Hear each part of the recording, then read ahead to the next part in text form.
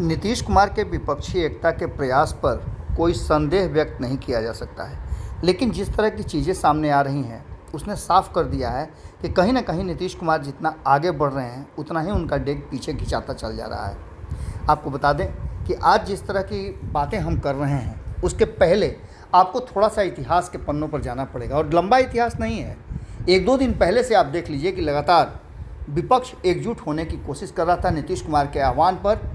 जब प्रधानमंत्री नरेंद्र मोदी के द्वारा संसद भवन का उद्घाटन किया गया उसके बाद विपक्ष एकजुट नजर आया, लेकिन दूसरे ही पल सारे विपक्ष की हवा निकल गई तब जब कांग्रेस के साथ मंच साझा नहीं किया तेजस्वी यादव ने। बिहार में एक कार्यक्रम के दौरान तेजस्वी यादव को भी जाना था, नाम की पट्टियां लगी हुई थी, लेकिन तेजस्वी यादव नहीं पहुंचे। अब जब पूछा गया इस मुद्दे पर कि आखिर जिस मंच पर कन्हैया हैं उस मंच पर तेजस्वी यादव क्यों नहीं आए, क्या यही विपक्षी एकता है, तो बगले झांकते दिखे। एक तरफ जहां अशोक चौधरी, वहीं राष्ट्रीय जनता दल के नेता और बिहार सरकार में मंत्री। इन सारी बातों को लेकर के जब आगे बात बढ़ी तो कहा गया कि क्या अब ये विपक्षी एकता जो 12 तारीख को उसकी बैठक होनी है, सभी लोग जुटेंगे, वो सब कुछ ठीक ठाक की स्थिति में है। तब तक एक दूसरा सबसे बड़ा जो कहा जा रहा है ट्विस्ट आ गया। इसको लेकर के अब विपक्ष पूरी तरह से हमलावर है, और बिहार में जिस तरह से मुख्यमंत्री नीतीश कुमार महागठबंधन की सरकार चला रहे हैं, गोलबंदी करने का दावा करते हैं। 2024 में भाजपा के खिलाफ एकजुट होने के लिए 12 जून को मीटिंग बुलाया है विपक्षी पार्टियों का, लेकिन उससे पहले ही ममता बनर्जी ने भी बंगाल में एक बड़ा खेला कर दिया। आपको बता दें कि ममता बनर्जी के खेल के बाद और इधर तेजस्वी यादव के कांग्रेस के साथ मंच साझा नहीं करने के बाद अब कई तरह के सवाल खड़े हो गए हैं। बिहार के पूर्व उप मुख्यमंत्री और भाजपा के वर्तमान सांसद सुशील कुमार मोदी ने ममता बनर्जी के खेल के बाद नीतीश कुमार पर बड़ा हमला किया है, और सुशील मोदी ने कहा है कि विपक्षी एकता के जिस प्रयास को वो कर रहे हैं वो सिर्फ हवाई है, उसके सिवाय कुछ नहीं है।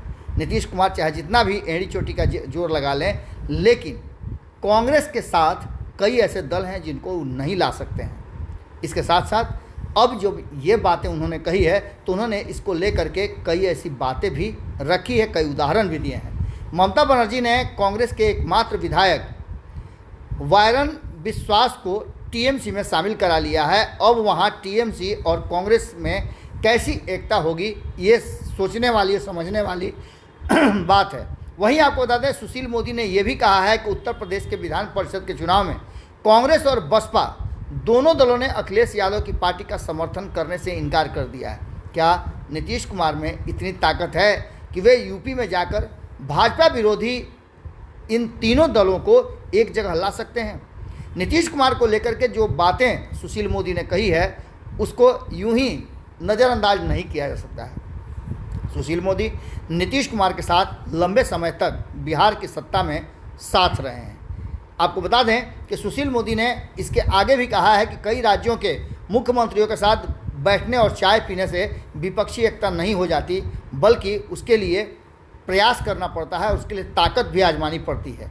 अपनी कुर्सी बचाने के लिए नीतीश कुमार ये सब कुछ कर रहे हैं। और इसके साथ साथ कुछ दिन पहले ही जिस तरह से केजरीवाल ने नीतीश कुमार से मुलाकात के बाद जो बातें कही थी, अब तो अध्यादेश को लेकर के वो नीतीश कुमार के साथ खड़े हैं, और जैसे ही इस पर एकमत बन जाएगा, जो कि संभावना कम है, उसके बाद देखिएगा कि अरविंद केजरीवाल भी किस तरह से अपना पलटी मारते हैं। कांग्रेस की दिल्ली और पंजाब प्रदेश इकाई आम आदमी पार्टी के साथ खड़ी होने को राजी नहीं है। इस बात को भी सुशील मोदी ने कहा है। आपको याद होगा कि अध्यादेश पर कांग्रेस ने साथ देने से मना कर दिया है। राहुल गांधी दिल्ली के मुख्यमंत्री अरविंद केजरीवाल को मिलने का समय तक नहीं दिए और वो विदेश चले गए। सुशील मोदी ने कहा है कि क्या नीतीश कुमार दिल्ली, पंजाब और कांग्रेस केजरीवाल के बीच दोस्ती कराएंगे, या फिर उत्तर प्रदेश में तीनों दलों को एक साथ ला करके विपक्षी एकता की मुहिम को आगे बढ़ाएंगे, या फिर जिस तरह से टीएमसी ने,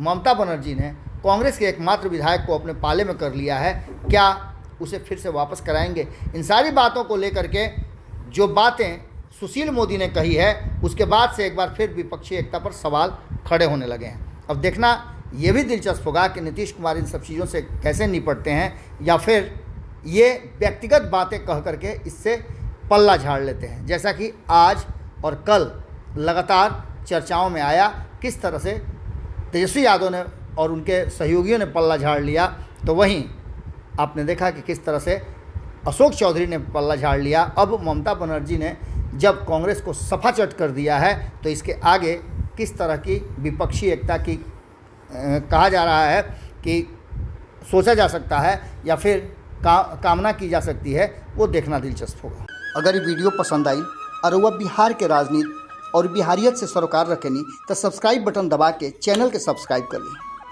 ओजे एगो घंटी बा, ओकरा बटन दबा देला से कुल सटीक और मारक खबर रुआ मुफ्त में मिल जाई।